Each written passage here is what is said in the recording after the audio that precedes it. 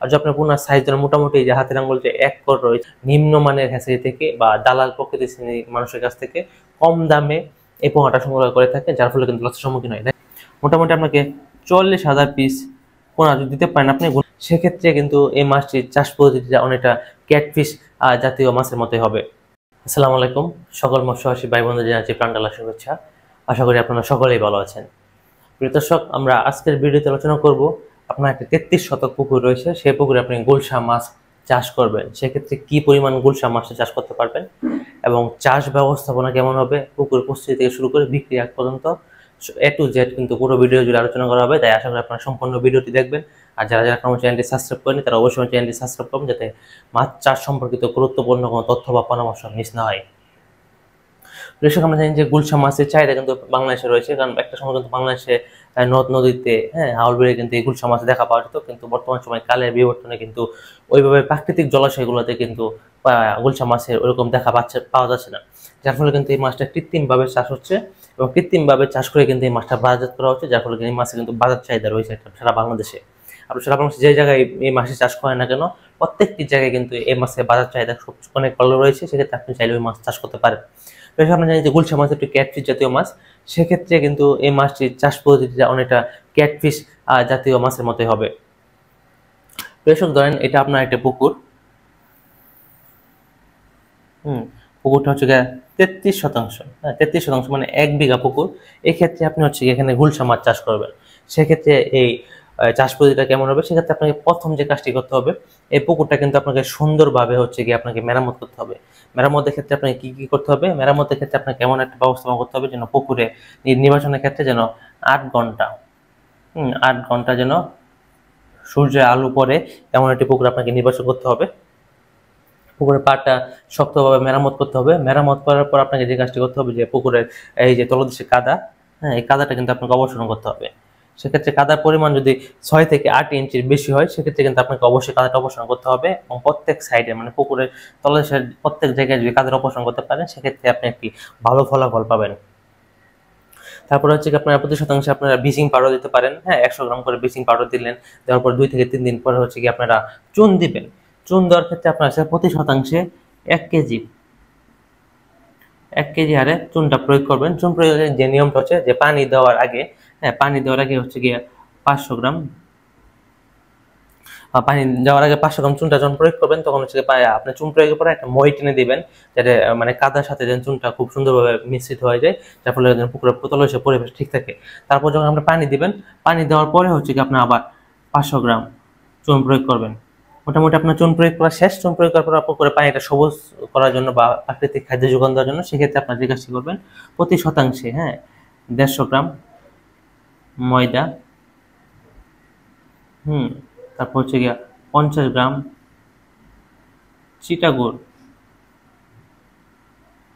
50 গ্রাম চিটাগুড় প্রয়োগ করতে পারেন। প্রয়োগ করার 3 দিন পর হচ্ছে কি আপনারা পুকুরে পোনা মজুত করবেন। এখানে দেখেন, পোনা মজুদ একটা গুরুত্বপূর্ণ একটা বিষয়। বাংলাদেশে যে মৎস্যচাষী বাইরে যারা আমরা পোনা মজুত করে থাকি, সেক্ষেত্রে হচ্ছে কি আসলে কি পরিমাণ পোনা মজুত করলে সবচেয়ে বেশি ভালো ফলাফল পাওয়া যায় এবং কি পরিমাণ পোনা মজুত করা দরকার, এটা কিন্তু অনেকেই জানি না, যার ফলে কিন্তু আসলে আমরা লসের সম্মুখীনটা হয়ে থাকি। তো সেক্ষেত্রে আসলে পোনা মজুদের প্রত্যেকে আপনাকে নার্সিং করতে হবে কিনা, এটা একটি গুরুত্বপূর্ণ বিষয়। দেখেন, আমরা যারা গুলশা বা মাছ চাষ করে থাকি, সেক্ষেত্রে কিন্তু আমরা ওইরকম ভাবে মৎস্যচাষী বাইরে নার্সিং করে না। সেক্ষেত্রে আপনার পোনার পরিমাণ সাইজটা যদি খুব ছোট হয়ে থাকে, ধরেন 5000-6000 কেজি, সেক্ষেত্রে আপনি নার্সিং করে নিলে ভালো একটা ফলাফল পাওয়া যায়। আর যদি আপনার পোনার সাইজ ধরেন মোটামুটি যে হাতের আঙ্গুল যে 1 কর রয়েছে, 1 করে আশেপাশে থাকে, 1 করে বড় থাকে বা 1 কর থাকে, সেক্ষেত্রে চাইলে কিন্তু আপনি সরাসরি মজুত পোকা দিতে পারবেন, তাহলে আসলে একটা ভালো আপনি ফলাফল পাবেন।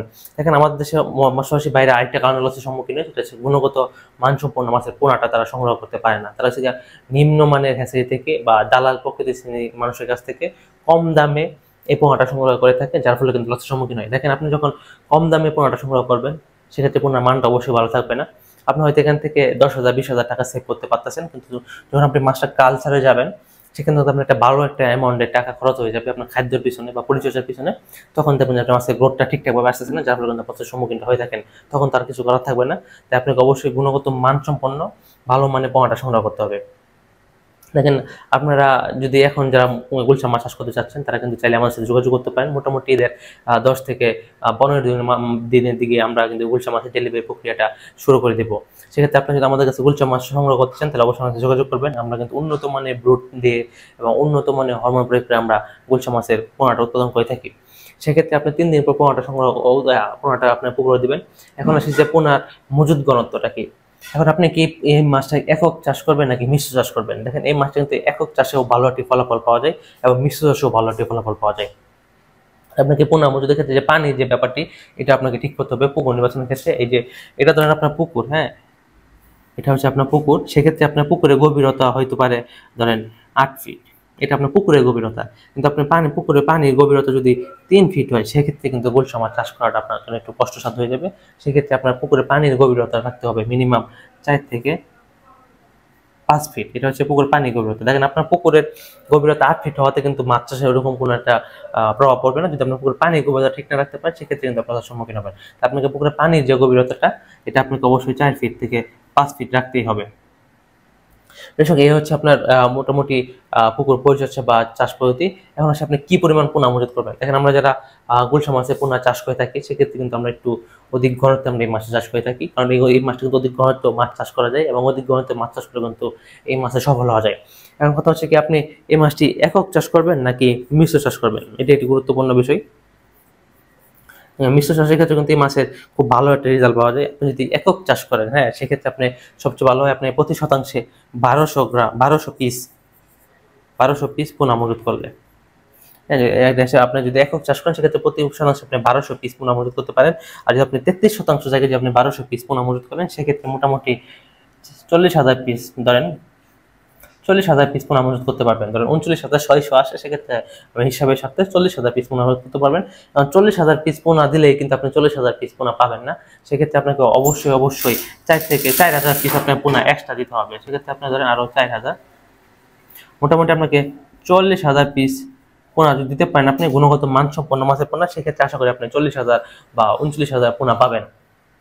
আর এক্ষেত্রে আপনাকে অবশ্যই হাতের আঙ্গুলে 1 কর যে সাইজের পোনাটা হবে, 1 কর, আমরা 1 কর বলে থাকি, 1 কর যে সাইজটা হবে পোনার, হ্যাঁ, এই পোনাটা আপনাকে মজুত করতে হবে। যে 1 কর বলতে হাতের আঙ্গুল যে 1 কর বা 1 কর যেটা বেশি, ওই পোনাটা মজুত করলে আপনি আশা করি 40,000 মাছ দিলে 40,000 মাছ বা 39,000 মাছ আপনি পাবেন। সেক্ষেত্রে আপনাকে প্রতি শতাংশে যে কাজটি করতে হবে, এই যে 1200 পিস মাছ দিতে হবে। এবং আপনি যখন একক চাষ করবেন মাছটা, সেক্ষেত্রে আপনাকে অবশ্যই আপনাকে গুলশা মাছকে আপনাকে একক চাষ করতে গেলে আলাদা একটা পরিচর্যা দরকার আছে। আর আপনাকে মোটামুটি ছোট অবস্থায় 35 থেকে 30% প্রোটিন সমৃদ্ধ খাবারটা দিতে হবে। এটা আপনার প্রথম দিকে অবশ্যই দিতে হবে। আর যদি আপনার শেষের দিকে মোটামুটি 30 থেকে 28% খাবার দিতে পারেন, এটা অবশ্যই শেষের দিকে। আর আপনাকে অবশ্যই গুলশা মাছের মাসিক পরিচর্যা করতে হবে। সেক্ষেত্রে আপনি প্রতি 20 দিন অন্তর পুকুরে পানিটা পরিবর্তন করতে হবে। যদি আপনি 1200 পিস মাছ দেন, পানিটা পরিবর্তন করতে হবে।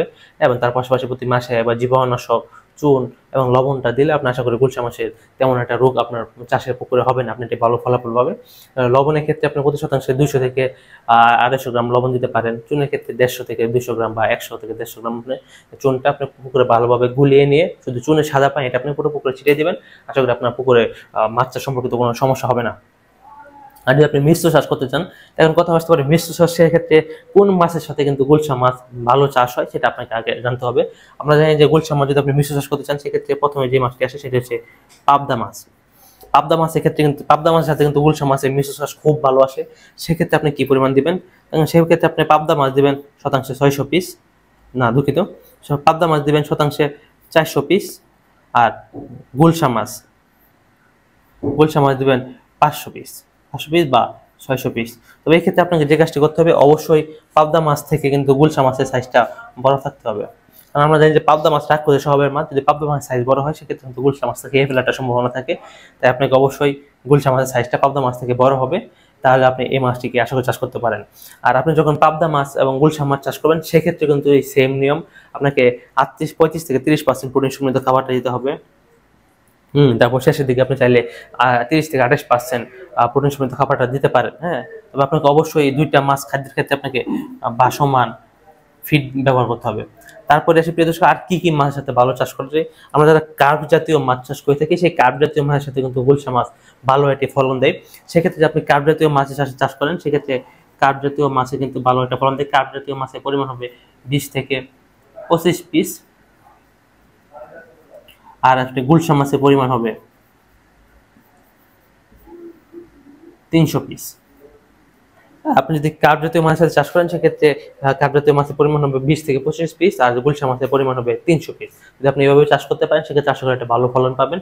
আর কার্প জাতীয় মাছের সাথে কিন্তু আপনি লুজ খাবার থেকে শুরু করে আপনি হাতে বানানো খাবারের মাধ্যমে কিন্তু আপনি এই গুলশা মাছ এবং কার্প জাতীয় মাছ চাষ করতে পারেন। তার ফলে কিন্তু মাঝে মাঝে যদি আপনি গুলশা মাছ উদ্দেশ্য করে ভালোটি মানে খাবার দেন, সেক্ষেত্রে আপনি ভালো একটি ফলাফল পাবেন।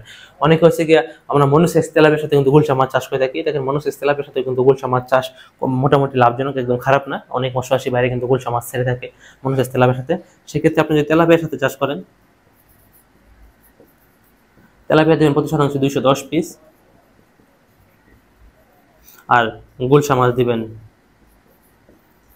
120 পিস। হ্যাঁ, তাহলে আপনি একটি ভালো ফলাফল পাবেন।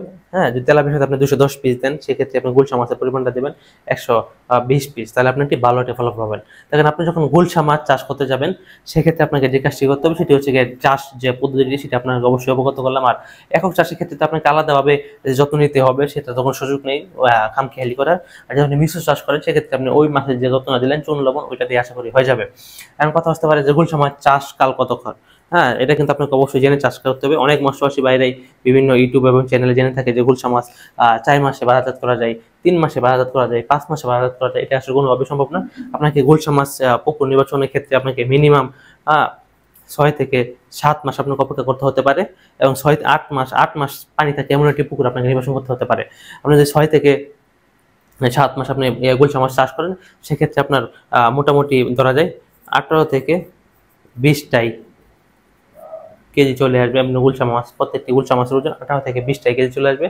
আর সেক্ষেত্রে আপনি মোটামুটি একটা বাজারের চাহিদা, একটা ভালো একটা দাম পাবেন, এবং আপনি তখন এই মাছগুলো বিক্রি করে দিয়ে আপনি আশা করি একটা লাভের সম্মুখীন হতে পারেন। যদি আপনারা আমাদের যে পদ্ধতিটা দিয়েছি আমরা, এই পদ্ধতিতে যদি আপনি মাছ চাষ করেন, তাহলে আশা করি আপনারা অবশ্যই লাভের সম্মুখীন হবেন। তবে আপনাকে মোটামুটি 6 থেকে 7 মাস আপনাকে অপেক্ষা করতে হতে পারে। সেক্ষেত্রে 18 থেকে 20টা কেজি প্রত্যেকটি গুলশা মাছের ওজন চলে আসবে। আশা করি আপনারা বুঝতে পারছেন।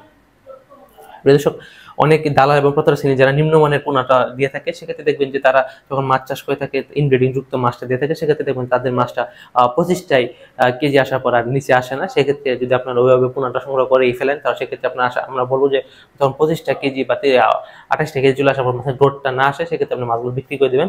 আর আপনারা যদি আমাদের কাছ থেকে গুলশা মাছের পোনা সংগ্রহ করেন, সেক্ষেত্রে আমাদের মাছ 6 থেকে 7 মাসে মোটামুটি 18 থেকে 20টা কেজি চলে আসে। এটা পরীক্ষিত। আমাদের অনেক মৎস্যচাষী বাইরে আমাদের কাছ থেকে গুলশা মাছ নিয়ে থাকে। আমরা প্রত্যেক বছর কিন্তু মোটামুটি 60 থেকে 70 লক্ষ গুলশা মাছ আমরা বিক্রি করে থাকি, সুনামের সাথে বিক্রি করে থাকি। দর্শক, আপনি যদি গুলশা মাছ চাষ করতে চান, গুলশা মাছ চাষ করে সফল হতে চান, তাহলে অবশ্যই আমাদের সাথে যোগাযোগ করবেন। আর এছাড়াও যদি আপনি মিঠা মাইতে চাষযোগ্য যে কোনো মাছের পোনা এবং রেণু সংগ্রহ করে চাষ করে সফল হতে চান, সেক্ষেত্রে আমাদের সাথে যোগাযোগ করতে পারেন। দর্শক, আজকে ভিডিওতে দীর্ঘায়িত করতে চাচ্ছি না। আমাদের পরবর্তী ভিডিও আসা পর্যন্ত সকলের সুস্বাস্থ্য এবং সুদীর্ঘায়ু কামনা করে এখানে বিদায় নিচ্ছি। আসসালামু আলাইকুম।